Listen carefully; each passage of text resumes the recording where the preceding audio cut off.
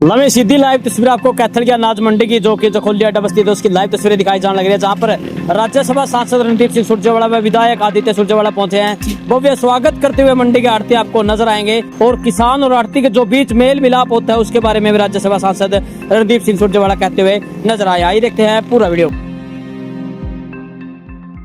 हरियाणा में दुकानदार भाइयों, व्यापारी भाइयों, लघु सूक्ष्म और मझले उद्योगपति जो हमारे भाई और साथी हैं, उन पर भाजपा सरकार ने एक नियोजित हमला बोला है।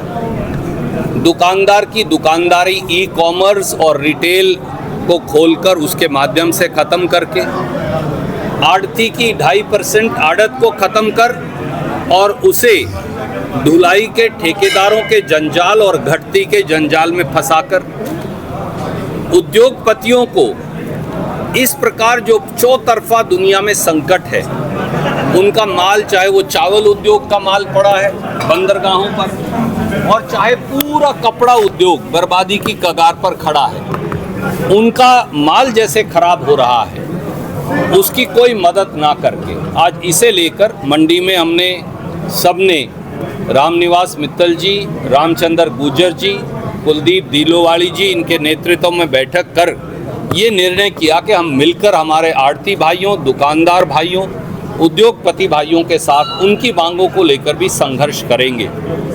स्वाभाविक तौर से ये सवाल भी आया जो आप साथियों ने पूछा।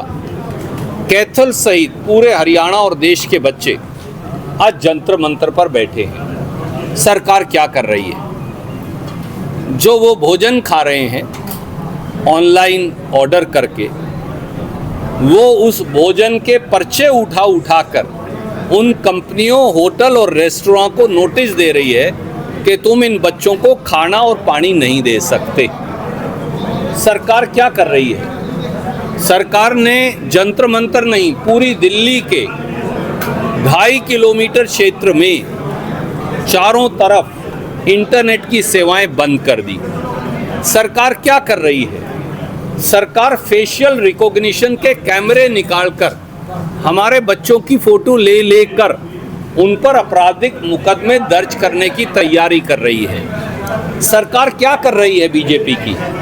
सरकार उन बच्चों के खिलाफ नेशनल सिक्योरिटी एक्ट लगाने की पावर कहते हैं कि दिल्ली पुलिस कमिश्नर को दे रही है। सरकार क्या कर रही है बीजेपी की दिल्ली के जंतर मंतर पे? वो उन बच्चों को पैलेट गन से मार रहे हैं जैसा राहुल गांधी जी ने दिखाया। वो उन बच्चों को कील गड़ी लाठियों से मार रहे हैं। वो उन बच्चों को इलेक्ट्रिक शॉक गन से उनको मार रहे हैं, अश्रु गैस और लाठियों से मार रहे हैं। क्या लाठियां न्याय का रास्ता रोक पाएंगी? क्या पैलेट और अश्रु गैस की गन्स न्याय का रास्ता रोक पाएंगी?